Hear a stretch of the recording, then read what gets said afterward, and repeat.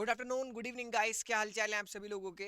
उम्मीद करता हूँ कि आप सभी लोग बहुत ही बढ़िया होंगे। मैं बता दूं, मैं भी बहुत बढ़िया हूँ। चलो, चैप्टर नंबर 7 बिजनेस इन्वायरमेंट हमारा CSEE का जो है उसके बारे में डिस्कशन करते हैं। फटाफट से उसको रिवाइज करते हैं। छोटा सा बेचारा ये चैप्टर है।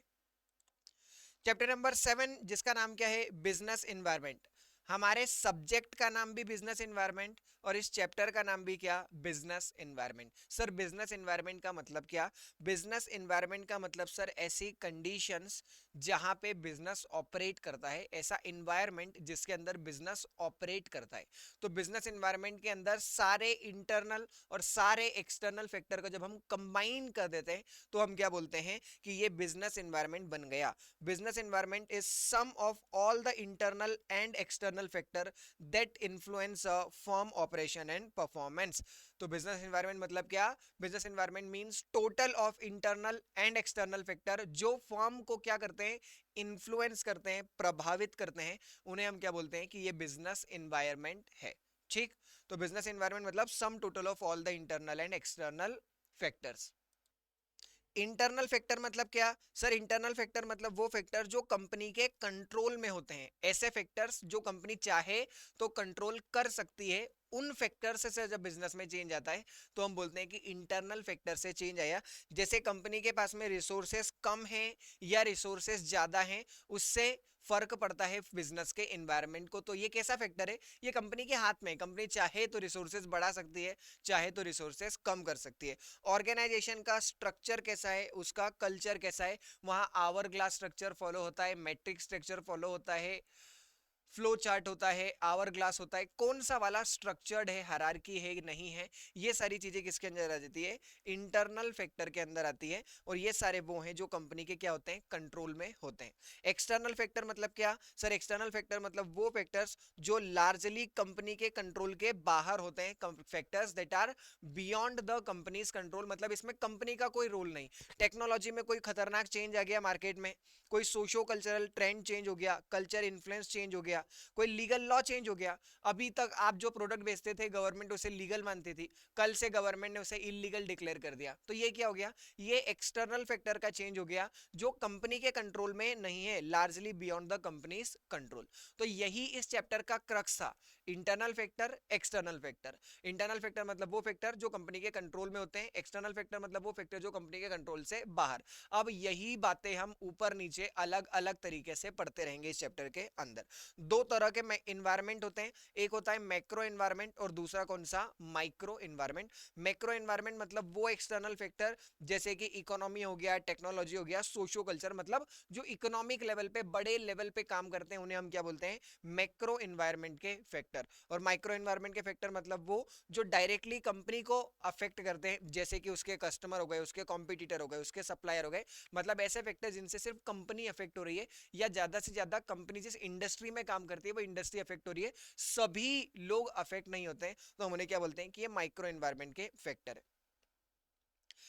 इंपॉर्टेंस क्या है, बिजनेस एनवायरनमेंट की क्या जरूरत है? सर बिजनेस एनवायरनमेंट की अगर आपको जानकारी होगी तो आप फर्स्ट मूवर एडवांटेज गेन कर सकते हैं। मतलब आप नई नई बिजनेस अपॉर्चुनिटी को आइडेंटिफाई करते हैं, आपको न्यूज के बारे में पता है, आपको कॉम्पिटिटर्स के बारे में पता है, तो आसानी रहेगी और आप क्या कर पाएंगे, नई बिजनेस अपॉर्चुनिटी को आइडेंटिफाई कर पाएंगे। टैपिंग द यूजफुल रिसोर्सेज, जो रिसोर्सेज आपके पास अवेलेबल है आप उसका इफेक्टिव और ऑप्टिमम यूटिलाइजेशन कर पाएंगे, उन्हें सही तरीके से टैप कर पाएंगे। पर वो कब कर पाएंगे, जब आपको बिजनेस एनवायरनमेंट का नॉलेज होगा, आप अपडेटेड होंगे तब। कोपिंग विद द चेंजेस, आप चेंजेस के साथ आसानी से अडॉप्ट कर पाएंगे अगर बिजनेस एनवायरनमेंट का नॉलेज आपको होगा तो। जैसे कि अगर आपको पहले से पता है कि कोविड जैसी कोई चीज आने वाली है तो आप क्या कर सकते हैं, अपना स्टॉक का लेवल गिरा सकते हैं, या अगर आप रिटेलर है तो स्टॉक का लेवल बढ़ा सकते हैं। आप अपनी स्ट्रेटेजीज को चेंज कर सकते हैं, मार्केटिंग स्ट्रेटेजीज को चेंज कर सकते हैं। पर वो कब कर सकते हैं, जब आपको बिजनेस एनवायरनमेंट का नॉलेज होगा तो बिजनेस एनवायरनमेंट का नॉलेज इंपॉर्टेंट है, क्यों? क्योंकि वो आपको चेंज को अडॉप्ट करने में आसानी देता है। असिस्टेंस इन प्लानिंग, आपको पहले से पता होगा तो आप बेटर प्लान कर पाएंगे चीजों को।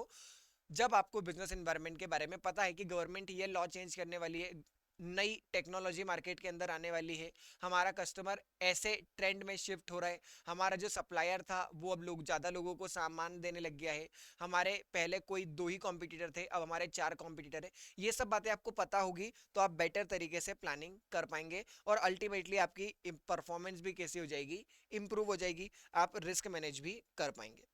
क्या क्या वो फैक्टर्स हैं जिनकी वजह से बिजनेस एनवायरनमेंट अफेक्ट होता है? तो बिजनेस एनवायरनमेंट बहुत सारे फैक्टर्स अफेक्ट होता है सर, जैसे कि external influence, business are affected by outside factors such as government policy, environmental issue, activities of other organisation.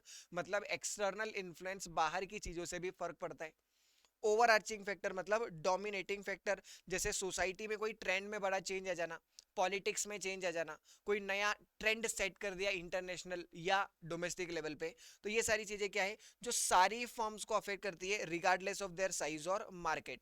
वो आपका साइज छोटा हो, मार्केट शेयर कम हो या ज्यादा हो, उससे कोई फर्क नहीं पड़ता। बिजनेस एनवायरनमेंट में कुछ ऐसे फैक्टर्स होते हैं जो सभी लोगों को एक साथ अफेक्ट करते हैं। Third one is specific factor. Specific factor मतलब वो फैक्टर्स जो सिर्फ आपको अफेक्ट कर रहे हैं, बाकी लोगों को अफेक्ट नहीं कर रहे हैं। जैसे कि आपके कस्टमर का जाना, जो अभी तक आपसे सामान खरीदता था वो कस्टमर अब आप छोड़ करके चला गया, तो ये क्या हो गया, ये एक स्पेसिफिक फैक्टर हो गया जो सिर्फ आपके बिजनेस को अफेक्ट कर रहा है, बाकी लोगों को नहीं। Inter relation of the factor, inter relation मतलब क्या, एक फैक्टर दूसरे फैक्टर से लिंक होता है।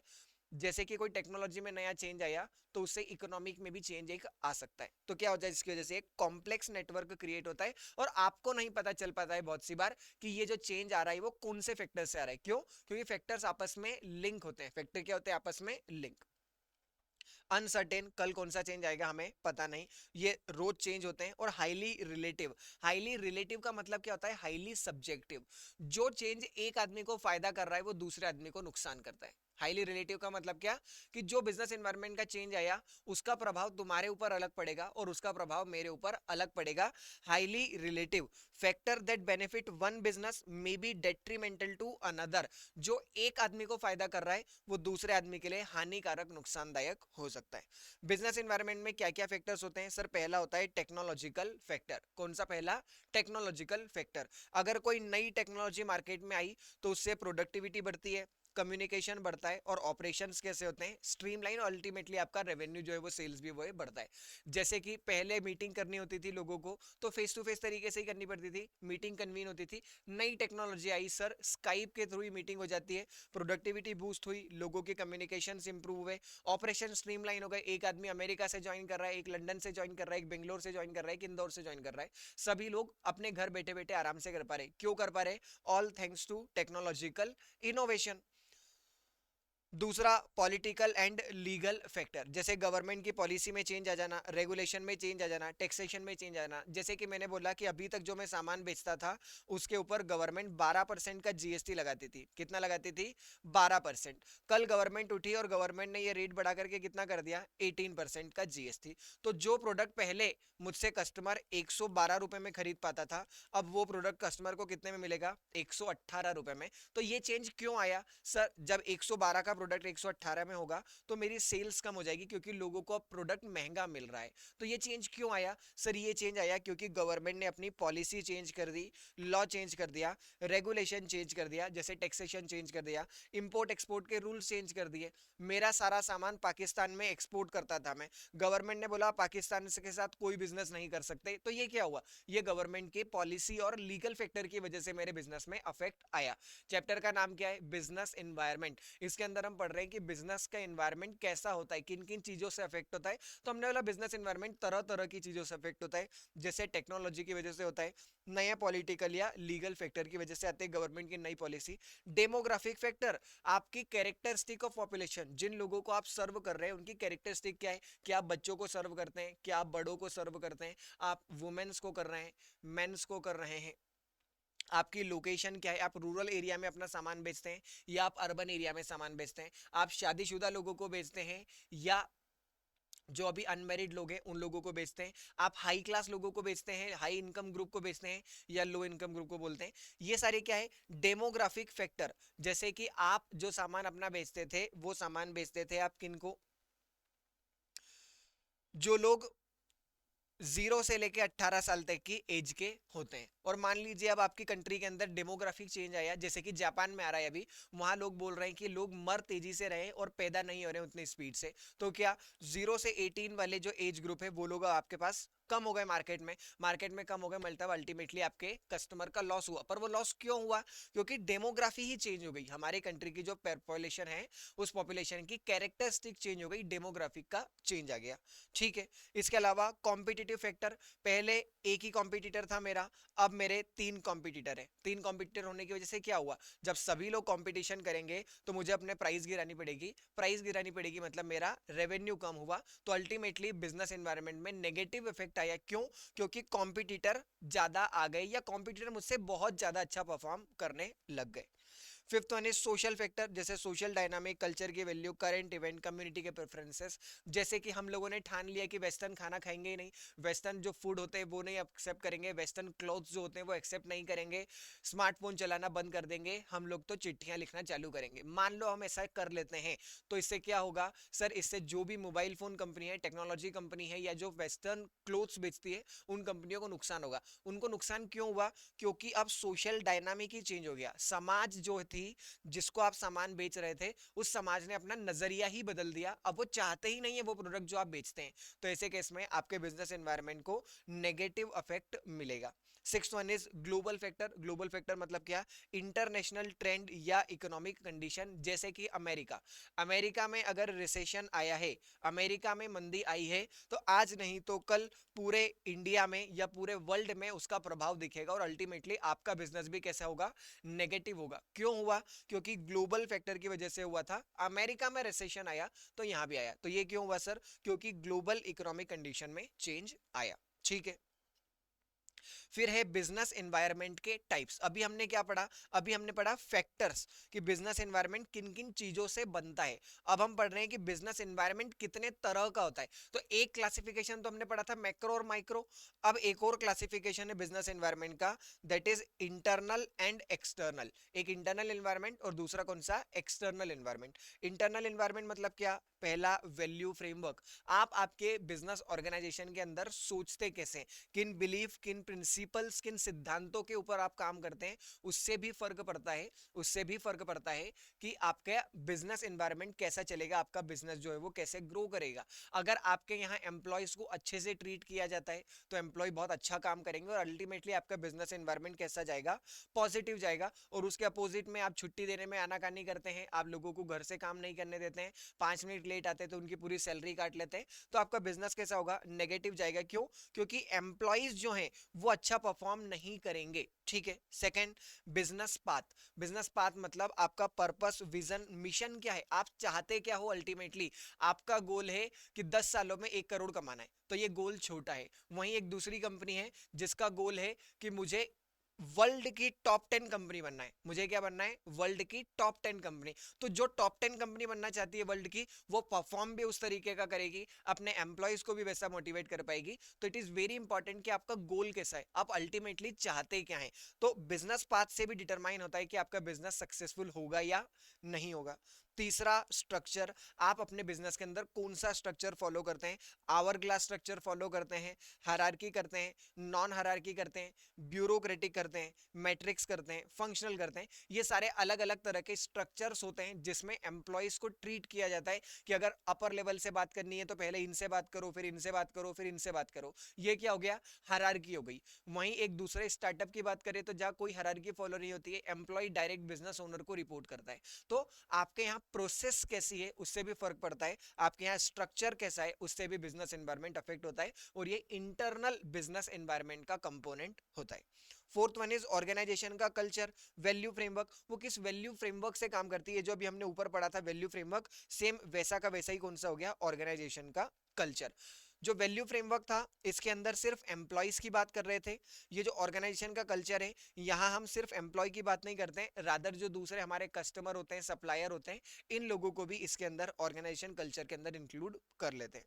ह्यूमन रिसोर्सेस, आप आपकी कंपनी में जो लोग काम करते हैं, एम्प्लॉयज, पीपल्स, वर्कर्स, लेबर्स काम करते हैं, उन्हें आप कैसे ट्रीट करते हैं? क्या आप उनका डेवलपमेंट का ध्यान देते हैं? डेवलपमेंट मतलब क्या? क्या आप उन्हें ट्रेनिंग देते हैं? क्या आप उन्हें नई स्किल सिखाते हैं? क्या आप उन्हें उन्हें मोटिवेटेड रखते हैं, क्या आप उन्हें बोनस देते हैं? अगर आप ये सब कुछ करते हैं तो ये आपके लिए पॉजिटिव बिजनेस एनवायरनमेंट क्रिएट करके देंगे, अदरवाइज वाइस वर्सा ये आपको नेगेटिवली अफेक्ट भी करेगा। Seventh is physical resources. Physical resources मतलब जो असेट वगैरह आपके पास है, मशीन, बिल्डिंग, इक्विपमेंट, तो जो भी है क्या आप इनका ध्यान रखते हैं? एक मशीन 5 साल पहले खरीदी थी, आज तक उसका रिपेयर नहीं कराया, मेंटेनेंस नहीं कराया, चेक ही नहीं कर रहे हो मशीन सही तरीके से चल रही है नहीं चल रही। अगर एक बार रिपेयर करवा लोगे तो मशीन की प्रोडक्टिविटी 20% से बूस्ट हो जाएगी, तो क्यों नहीं करवा रहे हो? करवाओ ना। फिजिकल रिसोर्सेज को अच्छे से मैनेज करो, उनका मैनेजमेंट डायरेक्टली अफेक्ट करता है एफिशिएंसी और कंपनी के ऑपरेशंस को। Seventh is technology, the tools and system use for internal operation and process. क्या आप आपके ऑपरेशन में टेक्नोलॉजी का यूज करते हैं? अगर हाँ तो आपकी प्रोडक्टिविटी बढ़ेगी, अगर नहीं तो आप आपके कॉम्पिटिटर से पीछे रह जाएंगे। क्यों? क्योंकि कॉम्पिटिटर तो यूज कर रहा है, कॉम्पिटिटर तो टेक्नोलॉजी को यूज कर रहा है, आपने नहीं करा तो आप उससे पीछे रह जाएंगे। तो ये कौन सा हो गया? Internal environment. आप लोगों को एक बार टॉपिक याद दिला दूं, टॉपिक है बिजनेस एनवायरनमेंट के टाइप्स। पहला टाइप कौन सा हो गया? Internal business environment. और दूसरा कौन सा हो गया? External business environment. External business environment के अंदर पैसले आता है, आप लोगों ने क्लास में कभी ना कभी 11th-12th में पढ़ा होगा। पैसले फ्रेमवर्क बोलते हैं एक्सटर्नल एनवायरनमेंट को, मतलब ये वो एनवायरनमेंट की बात कर रहे हैं जो कंपनी के कंट्रोल से बाहर है, कंपनी सिर्फ देख सकती है और कुछ नहीं कर सकती। पहला पॉलिटिकल एनवायरनमेंट। पैसले का फुल फॉर्म अगर मैं आप लोगों को बताऊं तो P stands for political, E for economic, S for socio cultural, T for technology, L for legal and E for environment. तो पॉलिटिकल इन्वायरमेंट का मतलब क्या? पॉलिटिकल इन्वायरमेंट मतलब गवर्नमेंट की पॉलिसी, पॉलिटिकल स्टेबिलिटी और इंटरनेशनल रिलेशन। आप लोगों ने ध्यान दिया हो तो मैंने यहाँ लॉ को छोड़ा है, वो इसलिए छोड़ा है क्योंकि पैसले एनालिसिस का जो एल है वो एल है ही किस बात का? लॉ। तो इन्होंने भले ही लॉ इसके अंदर लिख दिया हो पॉलिटिकल के अंदर, हम तो लॉ को अलग तरीके से लीगल वाले के अंदर लेकर के जाएंगे। ठीक है, तो पॉलिटिकल एनवायरनमेंट मतलब क्या सर? गवर्नमेंट की पॉलिसी में कोई चेंज आ जाना। पॉलिटिकल स्टेबिलिटी, आपके जिस कंट्री में आप काम करते हो उस कंट्री की सरकार बार बार बदलती है। आपकी कंट्री के इंटरनेशनल रिलेशन कैसे हैं, बाहर की जो नेबरिंग कंट्रीज हैं उनके साथ कैसे व्यवहार हैं, आपके यहाँ पे गवर्नमेंट स्टेबल है या नहीं, आपके यहाँ जो पॉलिटिकल ऑर्गेनाइजेशन मतलब जो पॉलिटिकल पार्टीज हैं वो पॉलिटिकल पार्टीज की आइडियोलॉजीज क्या है, उनका कितना इन्फ्लुएंस है आम जनता के ऊपर, इन सभी चीज़ों से भी फर्क पड़ता है। और ये तो आप आजकल महसूस भी कर पा रहे होंगे कि हमारे यहाँ जो पॉलिटिकल पार्टीज हैं वो काफ़ी हद तक डिटरमाइन करती है कि कौन सा बिजनेस चलेगा और कौन सा बिजनेस नहीं चलेगा। बराबर। सेकंड इज इकोनॉमिक एनवायरनमेंट, मतलब इकोनॉमी में चेंज आ जाना। इकोनॉमी में चेंज आ जाना मतलब क्या? आप एक सब्जेक्ट पढ़ रहे हैं इकोनॉमिक्स, वहां क्या पढ़ते हैं? Demand, supply, national income, per capita income, interest rate में चेंज आना, मॉनेटरी चेंज आना, एक्सचेंज रेट में चेंज आना, फ्लक्चुएशन आना, ये सब क्या है? इकोनॉमी के चेंज। तो आपकी कंट्री कैपिटलिस्ट इकोनॉमी है, सोशलिस्ट है या मिक्स है? आपके यहाँ की monetary policy, fiscal policy, supply side की पॉलिसी कैसी है? आपके यहाँ कंट्री की जीडीपी कितनी है, कंज्यूमर प्राइस इंडेक्स कितना है, पर कैपिटा इनकम कितना है, डिस्पोजेबल इनकम कितनी है, आपके यहाँ शेयर मार्केट कैसे परफॉर्म कर रहे हैं, demand supply, exchange rate, interest rate, inflation, ये सारे क्या है? ये सारे इकोनॉमी के इन्वायरमेंट है। अगर इन्फ्लेशन का जो दूसरा भाई है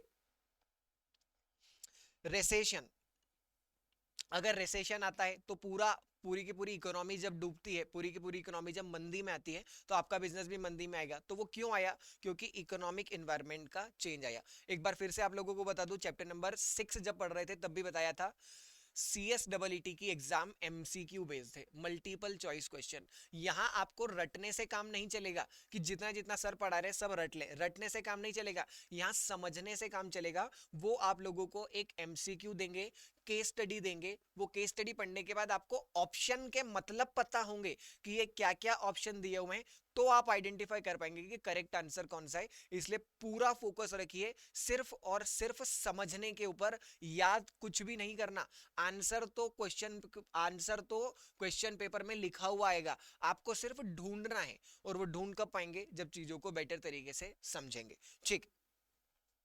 थर्ड आते हैं सोशो कल्चरल चेंज, जो अभी सोशल करके चेंज पढ़ा था हमने बिजनेस एनवायरनमेंट फैक्टर के अंदर, वही वाला।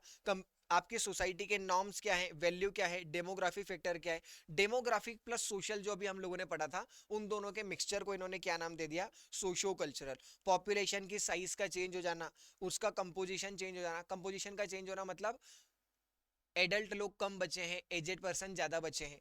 फैमिली का स्ट्रक्चर कैसा है, न्यूक्लियर है या जॉइंट फैमिलीज हैं।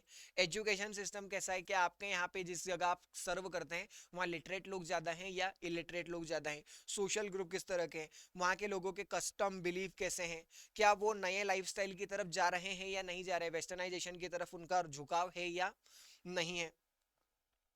फोर्थ वन इज टेक्नोलॉजी, पैसले पढ़ रहे हैं हम लोग, पेस्ले का पी हो गया, ई हो गया, एस हो गया। Next one is T, that is technological. तो टेक्नोलॉजिकल इन्वायरमेंट का मतलब क्या होता है, वो रेट जिसके ऊपर नया टेक्नोलॉजिकल चेंज आ रहा है और उसे हम किस तरीके से अडॉप्ट कर रहे हैं। रोज रोज नई टेक्नोलॉजी आ रही है, पहले गूगल आया, उसके बाद में चैट जीपीटी आई, चैट जीपीटी के बाद में सोरा एआई आ गया। क्या आप लोगों को पता है सोरा एआई क्या होता है? सोरा एआई वो एक सॉफ्टवेयर है जिसमें आप प्रॉम्प्ट लिखेंगे तो वो आपको रियलिस्टिक वीडियो भी जनरेट करके दे देगा। तो रोज रोज नई टेक्नोलॉजी आ रही है, और ऐसी नई टेक्नोलॉजी सिर्फ पर्सनल लाइफ में नहीं, प्रोफेशनल लाइफ में, बिजनेस में भी आ रही है। रोज नए नए सॉफ्टवेयर आ रहे हैं, तो क्या आप वो नए सॉफ्टवेयर को यूज कर रहे हैं या नहीं? अगर नहीं कर रहे हैं तो आप आपके कॉम्पिटिटर से पीछे रह जाएंगे। जैसे मैन्युफैक्चरिंग में इनोवेशन, आजकल रोबोट्स काम कर रहे हैं, ड्रोन से डिलीवरी हो रही है, और आप ऐसी कोई चीज अपने बिजनेस में यूज ही नहीं कर रहे हैं। अगर नहीं करोगे तो ऐसे केस में आप आपके कॉम्पिटिटर से पीछे रह जाओगे। क्यों? क्योंकि आपकी कॉस्ट बढ़ जाएगी, आप उतनी अच्छी क्वालिटी नहीं दे पाएंगे, और कॉम्पिटिटर आपसे आगे निकल जाएगा, उसे एडवांटेज भी मिल जाएगा। तो ये क्या हो गया, टेक्नोलॉजी का changes. Fifth one is legal environment. Her business को लॉ और रेगुलेशन का कंप्लायंस करना होता है। अगर आपने लॉ और रेगुलेशन का कंप्लायंस नहीं किया तो ये आपके बिजनेस को आगे बढ़ने से रोक सकता है। गवर्नमेंट ने बोला है कि हर महीने की 20 तारीख को जीएसटी रिटर्न फाइल करना है, अगर नहीं किया तो 100 रुपीज पर डे की लेट फीस लगेगी। लो, ऐसे लेट फीस लगते लगते 1 लाख रुपए की लेट फीस लग गई, तो हो गया बिजनेस में नुकसान। तो अगर आप क्या नहीं करोगे, लॉ और रेगुलेशन का कंप्लायंस, तो ये आपको रेस्ट्रिक्ट कर देगा, आपको ग्रो नहीं करने देगा।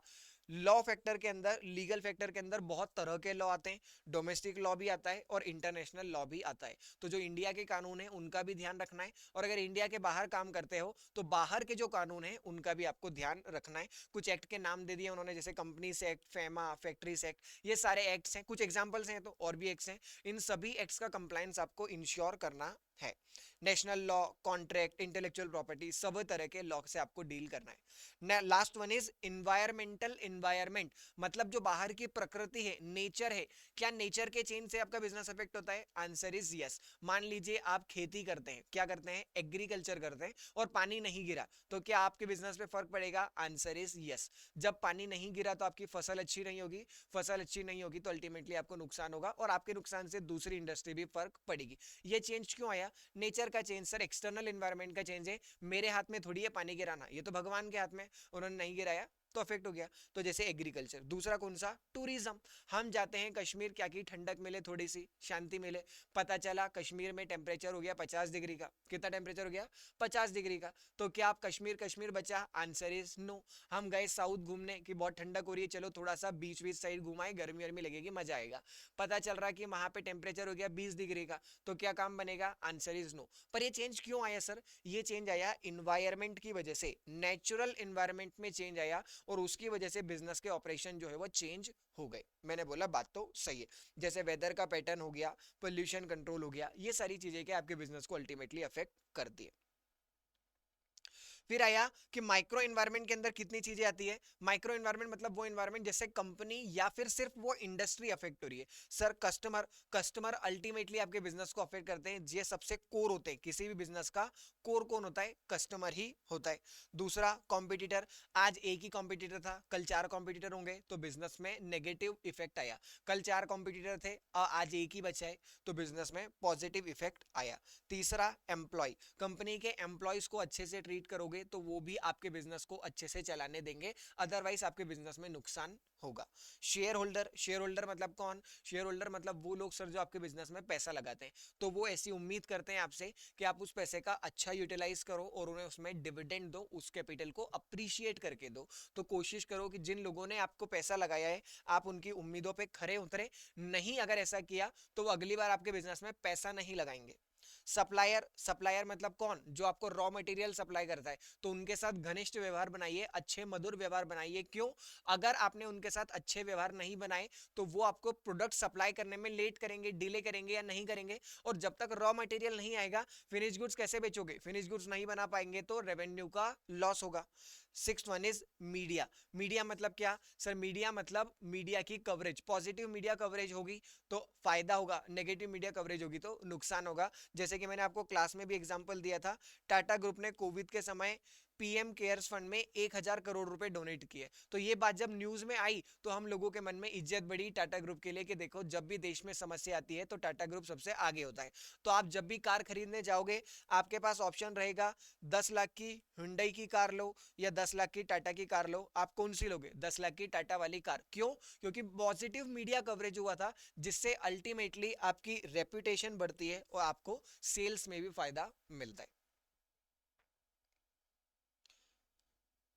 फिर इसके बाद एक टॉपिक आया ट्रेड। ट्रेड का मतलब क्या सर? ट्रेड का मतलब है simple buying and selling of the goods. कुछ सामान को खरीदा, जैसे कि ये बॉटल है, ये बॉटल मैंने 100 रुपए में खरीदी, 50 रुपए का प्रॉफिट जोड़ा और 200 150 रुपए मैंने इसे सामने वाले को बेच दिया। तो ये क्या किया मैंने? बाइंग ऑफ गुड्स 100 रुपए में, सेलिंग ऑफ गुड्स 150 रुपए में, टू अर्न प्रॉफिट 50 रुपए। तो इसको हम क्या बोलते हैं? ट्रेडिंग। तो ट्रेड कितने तरह के होते हैं सर? पहला ट्रेड होता है इंटरनल ट्रेड। कौन सा? Internal trade. इंटरनल ट्रेड मतलब डोमेस्टिक ट्रेड। मध्य प्रदेश से सामान बेचा राजस्थान, राजस्थान से सामान बेचा गोवा, गोवा से बेचा महाराष्ट्र, महाराष्ट्र से बेचा कर्नाटका, कर्नाटका से भेजा केरला। मतलब क्या? इंडिया, इंडिया के अंदर अंदर हमारा सामान घूम रहा है, तो उसे क्या बोलते हैं? Internal trade. इंटरनल ट्रेड भी दो तरह के होते हैं, पहला होलसेल और दूसरा रिटेल। होलसेल मतलब क्या? ये मैन्युफैक्चरर है, मैन्युफैक्चरर से होलसेलर ने सामान खरीदा, होलसेलर ने सामान किसको बेच दिया? रिटेलर को बेच दिया। तो इसे हम क्या बोलते हैं? ये होलसेल ट्रेड हो गया। रिटेल ट्रेड मतलब क्या सर? ये रिटेलर ने जब कस्टमर को सामान बेचा तो इसे बोलते हैं रिटेलर। रिटेलर मतलब वो पर्सन जो एंड कंज्यूमर को सामान बेचता है। एंड कंज्यूमर मतलब कौन? जो अब सामान को आगे नहीं बेचेगा, अल्टीमेट उसे यूज कौन करेगा? ये retail trade. Second is external trade. Sir external trade मतलब क्या? एक्सटर्नल ट्रेड मतलब इंटरनेशनल ट्रेड। आप इंडिया से सामान कहां भेज रहे हैं? चाइना।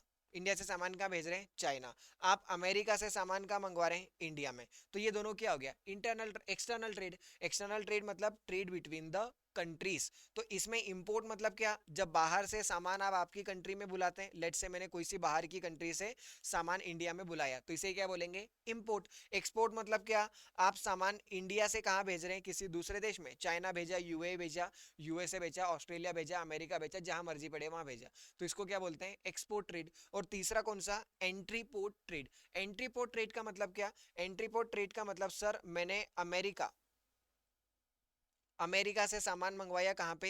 इंडिया में। और मुझे इसे इंडिया में नहीं बेचना है, मैंने इसको सामान को वापस कहां भेज दिया? बांग्लादेश। सामान आया अमेरिका से इंडिया में और वापस कहां चला गया? बांग्लादेश में। तो इसे क्या बोलते हैं? Entry port trade. थोड़ा सा इंपॉर्टेंट मार्क करिएगा क्योंकि ये हमें नहीं पता था। Internal trade, external trade, import, export, ये सारी बातें तो हमें पता है, पर एंट्री पोर्ट ट्रेड हमारे लिए नया है।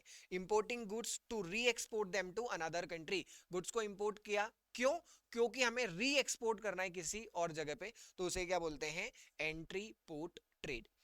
फिर आया एक topic auxiliaries to trade. Auxiliaries to trade का मतलब क्या? जब आप बिजनेस करते हैं तो कौन सी ऐसी सपोर्ट सर्विसेज होती है जो आपके बिजनेस को बढ़ाने में मदद करती है? तो उसमें पहली आती है ट्रांसपोर्टेशन और लॉजिस्टिक। अरे सामान वामान सब बना दिया पर आपकी कंट्री के अंदर रेल, एयर, सी, रोड, कोई सा ट्रांसपोर्ट है ही नहीं। अरे ट्रांसपोर्ट अवेलेबल नहीं होगा तो मैं मेरा सामान कस्टमर को भेजूंगा कैसे? डिलीवरी कैसे करवाऊंगा? तो ट्रांसपोर्टेशन और लॉजिस्टिक एक इंपॉर्टेंट कंपोनेंट है, एक ऑक्सिलरी है अगर मुझे ट्रेड करना है तो। ऑक्सिलरी मतलब क्या? सपोर्ट सर्विसेज जो ट्रेड करने में मदद करती है। दूसरा कौन सा? इंश्योरेंस। अरे इंश्योरेंस करवा लूंगा तो मेरी रिस्क शेयर हो जाएगी। मेरा सामान दुबई से आ रहा था वाया वाटरवेज, पानी के रास्ते से आ रहा था और मुझे इंफॉर्मेशन पता चली कि समुद्र में ऊंची लहरें उठने वाली है और मेरा जहाज जो है वो डूब सकता है, ऐसा मुझे पता चला। जहाज अगर डूबा तो मेरा 20 लाख रुपए का नुकसान हो जाएगा। तो एक आदमी आया जिसका नाम था इंश्योरेंस कंपनी, उसने बोला तुम एक काम करो मुझे 2 लाख रुपए दे दो, अगर मान लो पानी आया और तुम्हारा 20 लाख का सामान डूबा तो ये 20 लाख रुपए मुझसे ले लेना, ये 20 लाख रुपए मुझसे ले लेना। इसको क्या बोलते हैं? इंश्योरेंस। तो इंश्योरेंस के होने से क्या हुआ? इंश्योरेंस के होने से सर मेरी जो रिस्क थी वो शेयर हो गई, मिटिगेट हो गई। हमने बोला इंश्योरेंस बहुत ज्यादा जरूरी है। तीसरा कौन सा? बैंकिंग और फाइनेंस। बिना बैंक के काम चलेगा क्या आपका? अरे बिना बैंक के काम चलेगा क्या? कोई आदमी आपको चेक देके चला गया, उस चेक का क्या करोगे अगर बैंक ही नहीं होगी तो? या आपको बिजनेस करने में लोन की जरूरत है, लोन चाहिए, और पता चला कि आपकी कंट्री में कोई बैंक ही नहीं है, कोई आपको लोन देने को तैयार ही नहीं है, तो बिजनेस चलेगा क्या? Answer is no. हमने बोला बैंकिंग और फाइनेंस भी एक इंपॉर्टेंट जो है वो क्या है, ऑक्सिलरी, अगर आपको बिजनेस करना है तो। इसके अलावा कम्युनिकेशन एंड इंफॉर्मेशन सर्विस। क्या? कम्युनिकेशन एंड इंफॉर्मेशन सर्विस मतलब पावर, टेलीकॉम, ये सारी इंटरनेट कनेक्शन, ये सब बहुत जरूरी है, इनके बिना हमारा काम ही नहीं चलेगा। अरे अगर मान लो इंटरनेट नहीं हुआ, अच्छा डिजिटल इंफ्रास्ट्रक्चर अवेलेबल नहीं हुआ, तो अमेजन, फ्लिपकार्ट, बेचारे इन लोगों का तो धंधा ही बंद हो जाना है। बिना इंटरनेट के इन लोगों का काम चलना है क्या? पेटीएम वगैरह का काम चलना है क्या? Answer is no. तो कम्युनिकेशन और information service very very important. Next is advertisement and marketing. बिना एडवर्टीजमेंट मार्केटिंग के जोमेटो नाम की कंपनी कब से बंद हो जाएगी? अरे वो जो आपको मैसेज करती है कि मेरा नोटिफिकेशन क्यों पढ़ रहे हो, क्यों, ऐसे मैसेज आना ही बंद हो जाएंगे अगर इंटरनेट नहीं हुआ तो एडवर्टीजमेंट और मार्केटिंग पे ऊपर बहुत सारी कंपनीज बेस है। आज बहुत सारी कंपनीज हैं जो सिर्फ एडवर्टीजमेंट और मार्केटिंग से चल रही है। मे भी आप लोगों तक पहुंच पा रहा हूं, क्यों पहुंच पा रहा हूं? क्योंकि अच्छा कम्युनिकेशन इंफॉर्मेशन सर्विस है और यूट्यूब की एडवर्टीजमेंट और मार्केटिंग है, तो इनके बिना तो बिजनेसेस का पार होना ही नहीं है। लीगल और रेगुलेटरी सपोर्ट। हमने बोला हर बिजनेस को लॉ का कंप्लायंस करना पड़ता है, हर बिजनेस को लॉ का कंप्लायंस करना पड़ता है, पर लॉ में क्या लिखा है ये सबको थोड़ी पता। वो किसे पता है? सीए को पता है, सीएस को पता है, लॉयर को पता है, एक्चुअरी को पता है। तो इन लोगों का होना बहुत जरूरी है। अगर ये नहीं होंगे तो लॉ का कंप्लायंस नहीं होगा, लॉ का कंप्लायंस नहीं होगा तो बिजनेस फेल हो जाएगा, बिजनेस सही तरीके से चल नहीं पाएगा। इसलिए लीगल और रेगुलेटरी सपोर्ट भी बहुत ज्यादा जरूरी है। And seventh one is market research और एनालिसिस। मार्केट रिसर्च और एनालिसिस का मतलब क्या? अरे भैया बहुत सी बार हमें ऐसी एजेंसीज की जरूरत पड़ती है जो हमारे बिहाफ पे रिसर्च करती है। हम उन्हें क्या बोलते हैं कि यार पिछले साल हमने ये जो मोबाइल लॉन्च किया था, इसको चेक करके बताओ कि ये लोगों ने एक्सेप्ट किया या नहीं किया। कंपनी खुद पूछेगी तो कोई नहीं बताएगा, पर कोई एक्सटर्नल थर्ड पार्टी पूछेगी तो बता देगी। आपसे अगर मैं पूछूं अभी कि आपका फोन कैसा चल रहा है तो आप मुझे बता दोगे, पर जिस कंपनी ने आपको सामान बेचा वही आपसे पूछेगी तो आप उसे बताने से मना कर दोगे। तो मार्केट रिसर्च वाली जो पार्टीज होती है उनकी भी हमें बहुत ज्यादा जरूरत है। तो ये टॉपिक था कि आप जब ट्रेड करते हो तो कौन कौन सी ऐसी सर्विसेज हैं जो आपको ट्रेड करने में मदद करती हैं। हमने बोला कुछ सपोर्ट सर्विसेज थी, उनके बारे में हम लोगों ने पढ़ लिया। और इसी के साथ chapter number 7 business environment, subject का नाम और चैप्टर का नाम भी क्या, बिजनेस एनवायरनमेंट, वो हम लोगों को कंप्लीट हुआ। मेरे हिसाब से लगभग कुछ 35 एक मिनट का रिवीजन वीडियो होगा। आधे घंटे में 35 मिनट में हम लोगों ने पूरा का पूरा चैप्टर खत्म किया। अब आप लोगों की ड्यूटी बनती है कि एक बार आप इसे वापस से पढ़ें। मैंने तो रिवाइज करवा दिया, पर आप आपकी बुक में से इसे पढ़ें। साथ ही साथ जो क्वेश्चंस हम लोगों ने आपकी बुक के पीछे दिए हुए हैं उन क्वेश्चंस को सॉल्व करें।